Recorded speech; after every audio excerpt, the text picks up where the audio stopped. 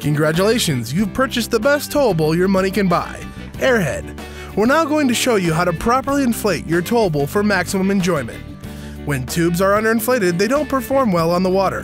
They take on water between the bladder and the cover, and they don't hold their shape, so they're harder to tow. A properly inflated tube will glide across the water effortlessly and provide riders plenty of support. When tubes are overinflated, it is likely that the bladder will break. Airhead offers several different types of air pumps. 12-volt pumps are very popular. You plug them into your boat, car, or truck cigarette lighter, or use alligator clips to connect them directly to the battery. Keep in mind, when using a 12-volt adapter, you must supplement the inflation with a hand or foot pump to achieve proper pressure. 120-volt pumps are pumps that plug into an outlet at home, on the dock, or into the DC-AC converter. We recommend Airhead's high-pressure 120-volt pump to achieve proper pressure. Airhead also manufactures two types of manual pumps, a double-action hand pump and a foot pump. Now it's time to inflate your new towable. The most common valve used on Airhead tubes is a Boston valve. To inflate a Boston valve-equipped tube, first spread the tube out flat on the ground. Screw in the Boston valve, open the cap, and you're ready to inflate. On our latest versions of our high-powered pumps, we have installed a red pressure release valve that will only allow the tube to be filled to the proper pressure, and then will allow the remaining air to escape, which prevents the tube from overinflating.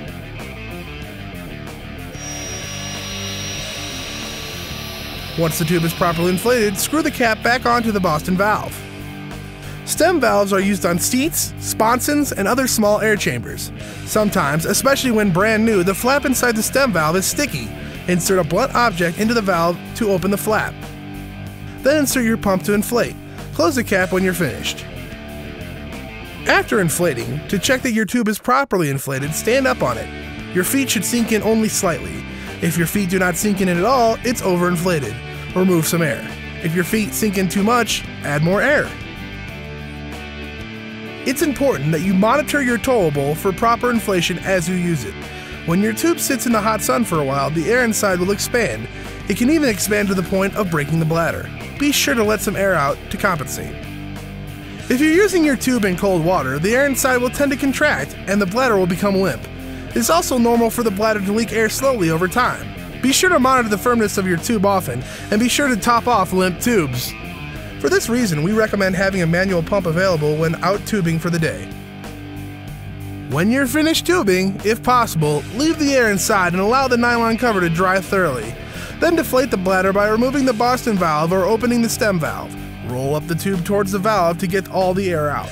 Or for fast deflation, use the deflate port on your air pump to deflate the bladder. Fold neatly and store in a dry area.